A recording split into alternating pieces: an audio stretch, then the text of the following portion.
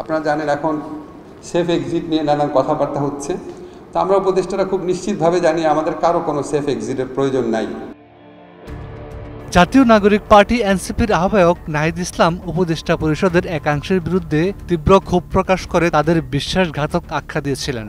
৭১ টেলিভিশনকে দেয়া সাক্ষাৎকারে তিনি বলেন, উপদেষ্টা পরিষদের অনেকেই বিভিন্ন রাজনৈতিক দলের সঙ্গে লিয়াজো করে ফেলেছেন, তারা নিজেদের সেফ এক্সিটের কথা ভাবছেন। তার এই বক্তব্য ঘিরে সামাজিক যোগাযোগ মাধ্যমে ব্যাপক আলোচনার ঝড় ওঠে।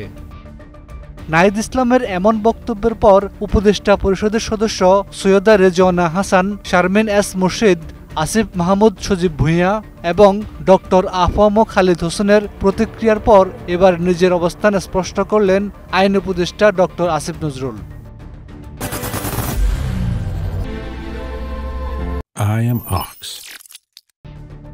তিনি বলেন, বর্তমানে অনেকে সেফ এক্সিট নিয়ে কথা বলছেন। আমি পরিষ্কারভাবে বলতে চাই, আমাদের কারো সেফ এক্সিটের প্রয়োজন নেই, কিন্তু এই জাতির সেফ এক্সিট দরকার এই ভয়াবহ, অসুস্থ ও আত্মবিধ্বংসী রাষ্ট্র কাঠামো থেকে।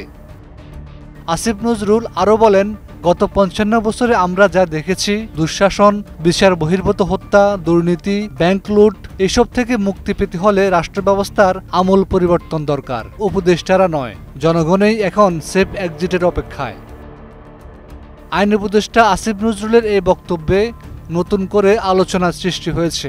সামাজিক যোগাযোগ মাধ্যমে অনেকে বলছেন, নাহিদ ইসলাম নিজের ব্যর্থতা ঢাকতে উপদেষ্টাদের দোষ দিচ্ছেন। আবার কেউ কেউ মনে করছেন, আসিফ নজরুলের বক্তব্য বর্তমান রাজনৈতিক বাস্তবতাকে নিখুঁতভাবে তুলে ধরেছেন। এর আগে নাহিদ ইসলাম আরও জানিয়েছিলেন, কিছু উপদেষ্টার কারণে জাতীয় নাগরিক পার্টি বড় ক্ষতির মুখে পড়েছে এবং তিনি শিগগিরই তাদের নাম প্রকাশ করবেন। এখন সেই প্রেক্ষাপটে আসিফ নজরুলের মন্তব্যকে অনেকে রাজনৈতিক পাল্টা বার্তা হিসেবেও দেখছেন। Desk report, ২১ television.